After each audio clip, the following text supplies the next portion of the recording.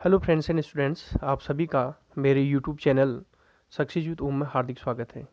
जैसा कि आप जानते हैं एनसीईआरटी क्लास 9 विज्ञान का प्रथम चैप्टर हमारे आसपास के पदार्थ चल रहा है। तो इसी क्रम में आधा पार्ट हो चुका था, अब आधा पार्ट बचा हुआ है जिसे हम आज पूरा करेंगे। तो इसी क्रम में चलते हुए आज हम देखते हैं क्या पदार्थ अपनी अवस्था को बदल सकता है। आप देख रहे होंगे 1.4 क्या पदार्थ अपनी अवस्था को बदल सकता है। जी हाँ, पदार्थ बिल्कुल अपनी अवस्था को बदल सकता है। अर्थात मान लीजिए जल का उदाहरण ले, जल एक द्रव पदार्थ में है। जल यानी कि अपनी अवस्था को चेंज करके ठोस भी हो सकता है और गैस में भी परिवर्तित हो सकता है। कैसे? जल को जब हम फ्रिज में रख देंगे, जमा देंगे तो बर्फ बन जाएगा यानी ठोस हो जाएगा। यानी कि जब हम जल को गर्म करेंगे तो गर्म करने के पश्चात यानी कि जलवाष्प में परिवर्तित होकर गैस में चेंज हो जाता है। तो इससे निष्कर्ष निकलता है कि पदार्थ अपनी अवस्था को बदल सकता है। अब हम देखेंगे तापमान परिवर्तन का प्रभाव, यानी कि तापमान परिवर्तन का पदार्थ पर क्या प्रभाव पड़ता है, चाहे ठोस हो, द्रव हो या वो गैस हो। तो चलते हैं तापमान का क्या प्रभाव पड़ता है। ठोस की हम बात करें तो ठोस के तापमान को बढ़ाने पर उसके कणों की गतिज ऊर्जा बढ़ जाती है। गतिज ऊर्जा में वृद्धि होने के कारण कण अधिक तेजी से कंपन करने लगते हैं। ऊष्मा के द्वारा प्रदत्त की गई ऊर्जा कणों के बीच के आकर्षण बल को पार कर लेती है। इस कारण कण अपने नियत स्थान को छोड़कर अधिक स्वतंत्र होकर गति करने लगते हैं। एक अवस्था ऐसी आती है जब ठोस पिघलकर द्रव अवस्था में परिवर्तित हो जाता है। अर्थात इसका निष्कर्ष क्या निकला, यानी कि जब हम ठोस को तापमान देंगे या गर्मी देंगे, गर्म करेंगे तो एक अवस्था, एक स्टेज ऐसी आएगी कि वो जो पिघलकर द्रव अवस्था में आ जाता है। अर्थात गलनांक एक पॉइंट है। गलनांक मैंने आपने गोल कर रखा, देखिए आप। गलनांक किसे कहते हैं? जिस न्यूनतम ताप पर ठोस पिघलकर द्रव बन जाता है वह इसका गलनांक कहलाता है। फ्रेंड्स एंड स्टूडेंट्स, बर्फ का गलनांक जो है 273.15 केल्विन होता है। और इसमें एक पॉइंट और है फ्रेंड्स, एक पॉइंट ये है कि संगलन किसे कहते हैं। देखिए आप देख रहे होंगे संगलन, यानी संगलन किसे कहते हैं? गलने की प्रक्रिया यानी ठोस से द्रव अवस्था में परिवर्तन को ही हम संगलन कहते हैं। अगला पॉइंट है यानी गुप्त ऊष्मा किसे कहते हैं, लेटेंट हीट। अर्थात वायुमंडलीय दाब पर 1 किलोग्राम ठोस को उसके गलनांक पर द्रव में बदलने के लिए जितनी ऊष्मीय ऊर्जा की आवश्यकता होती है उसे संगलन की प्रसुप्त ऊष्मा कहते हैं। ठीक है, तो गुप्त ऊष्मा अगर हम सरल भाषा में समझे, लेटेंट हीट यानी गुप्त यानी छुपी हुई ऊष्मा एक ऐसी है जो छुपी ऊष्मा, यानी ऐसी ऊष्मा जो यानी कि किसी पदार्थ को एक अवस्था से दूसरी अवस्था में लाने तक यानी कि उसके अंदर समाहित रहती है, उसे हम गुप्त ऊष्मा कहते हैं। तो अब हम देखते हैं आगे द्रव, यानी कि द्रव पर जो है तापमान का क्या प्रभाव पड़ता है। जैसे ठोस पे आपने देखा, ठोस को जब हम तापमान यानी गर्म करेंगे तो ठोस द्रव में चेंज हो जाता है। उसी प्रकार द्रव पर तापमान का क्या प्रभाव पड़ गया, यानी कि द्रव को हम गर्म करेंगे तो क्या होगा, यानी द्रव भी एक समय ऐसा आएगा ये जो है अपनी अगली स्टेज में आ जाएगी, यानी कि ये जो है गैसीय अवस्था में आ जाती है। ठीक है, तो वायुमंडलीय दाब पर वह तापमान जिस पर द्रव उबलने लगता है उसे इसका क्वथनांक कहते हैं। ये पॉइंट इंपोर्टेंट, क्वथनांक किसे कहते हैं ये पूछ सकता है एग्जाम में। जल के लिए यह तापमान 373 केल्विन या 100 डिग्री सेंटीग्रेड है। आपने देखा होगा जब पानी उमलता है तो 100 डिग्री सेंटीग्रेड में उमलता है और भाप बन जाता है। केल्विन की बात करें तो 273 और जोड़ देंगे 100 डिग्री सेंटीग्रेड में तो केल्विन में परिवर्तित हो जाता है। तो 100 धन 273 बराबर 373 केल्विन। तो फ्रेंड्स निष्कर्ष क्या निकला कि गर्म करने पर पदार्थ की अवस्था बदल जाती है। गर्म होने पर ये ठोस से द्रव और द्रव से गैस बन जाते हैं। लेकिन ध्यान देने बात है, बहुत महत्वपूर्ण प्रश्न है ये, कुछ ऐसे पदार्थ हैं जो द्रव अवस्था में परिवर्तित हुए बिना ठोस अवस्था से सीधे गैस में और ठोस से सीधे गैस अवस्था में परिवर्तित हो जाते हैं।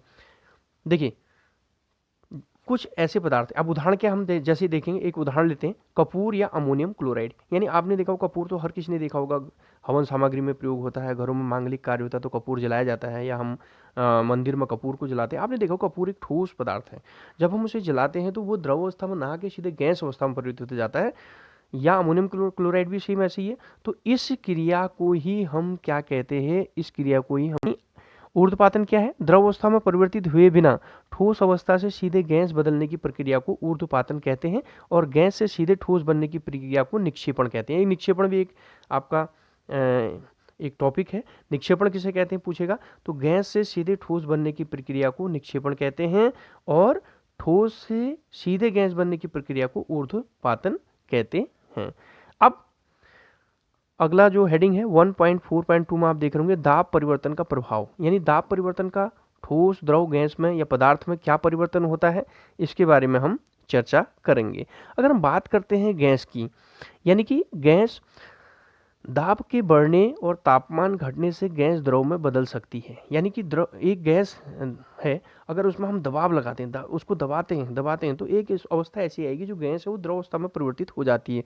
इसके उदाहरण आपने देखे होंगे, जो एलपीजी हमारा घरेलू सिलेंडर है जिसे हम खाना बनाते हैं जिससे, और सीएनजी कॉम्प्रेस्ड नेचुरल गैस यानी कि जो आपके वाहनों में प्रयोग की जाती है। इसके अतिरिक्त जो हॉस्पिटलों में ऑक्सीजन सिलेंडर होते हैं, इन सिलेंडरों में जो गैस है उसको दबा दबा कर लिक्विडिफाइड किया जाता है और भरा जाता है।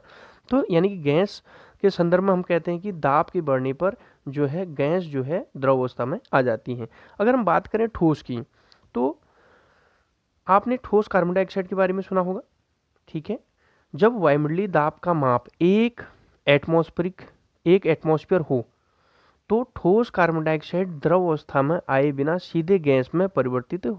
यही कारण है कि ठोस कार्बन डाइऑक्साइड को शुष्क बर्फ के नाम से जाना जाता है। ध्यान दीजिए, ये क्वेश्चन कई बार पूछता है एग्जाम में कि शुष्क बर्फ किसे कहते हैं, ड्राई आइस यानी कि ठोस कार्बन डाइऑक्साइड।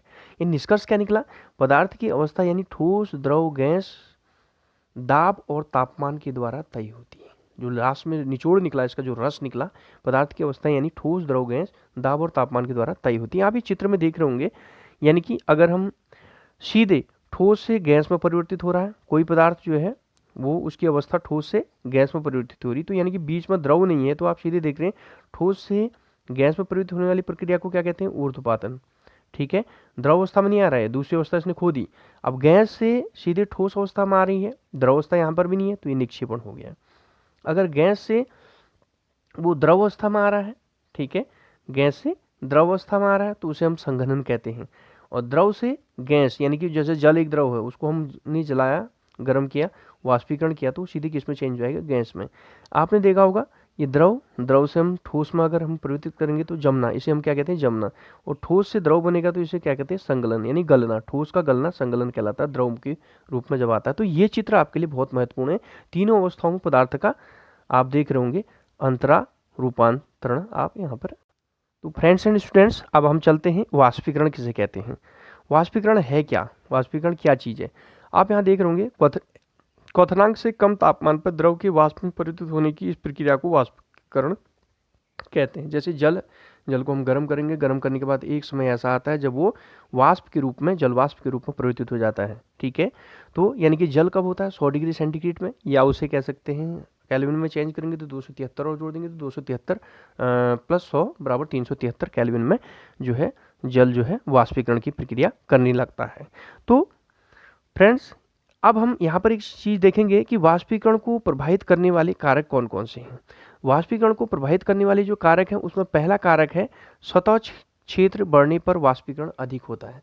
मान लीजिए हमने कपड़े धोए, कपड़े धोने के बाद हम जो है उस कपड़ों को जो है फैलाकर सुखाने के लिए रखते, ताकि यानी कि उस कपड़े का जो सतह का जो क्षेत्रफल बढ़ेगा और जिससे वाष्पीकरण आपका क्या होगा, ज़्यादा होगा।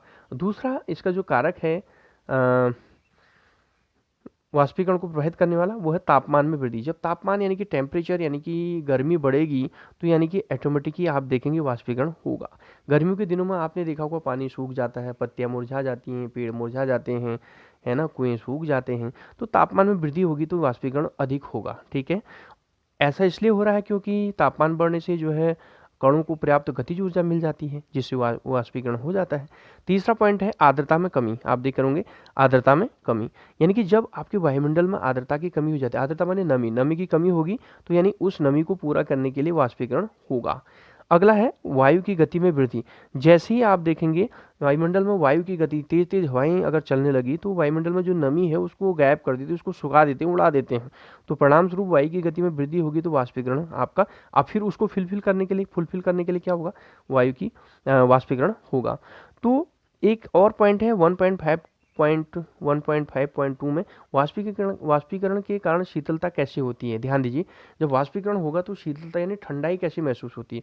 आपने देखा होगा, आप जब नाखून की पॉलिश हटाने वाला एक द्रव एसीटोन होता है, जब हम नाखून पॉलिश करते हैं या उसको हम हथेली पे गिराते हैं तो क्या होता है, वो जो नाखून पॉलिश होता है एसीटोन, वो हमारे हथेली के आसपास की जो आसपास से ऊर्जा प्राप्त कर लेता है, वो वाष्पीकृत हो जाता है और हमारी जो ऊष्मा वाष्पीकृत होगी, अब हमारे हथेली जो है हमें क्या लगने लगती है, यानी कि आपकी ठंडी लगने लगती है। दूसरा एक है, गर्मियों में हम सूती जो कपड़े हैं वो आपके क्यों पहनते हैं। गर्मियों में सूती कपड़े हम क्यों पहनते हैं? कपड़ों में जल, जो सूती कपड़े होते हैं जल का अवशोषण अधिक होता है, इसलिए हमारा पसीना इसमें अवशोषित हो जाता है, फिर वायुमंडल में आसानी से यानी कि सूती कपड़े से वाष्पीकृत हो जाता है। तो फ्रेंड्स एंड स्टूडेंट्स, ये चैप्टर आपका क्लियर हो गया है, कंप्लीट हो गया है।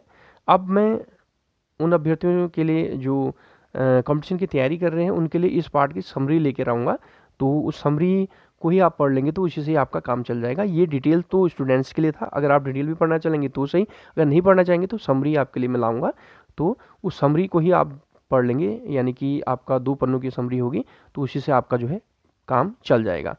तो फ्रेंड्स एंड स्टूडेंट्स, यदि आपको मेरा वीडियो अच्छा लगा तो प्लीज़ इसे लाइक कीजिएगा, शेयर कीजिएगा और सब्सक्राइब कीजिएगा। थैंक यू, मिलते हैं अगले वीडियो में।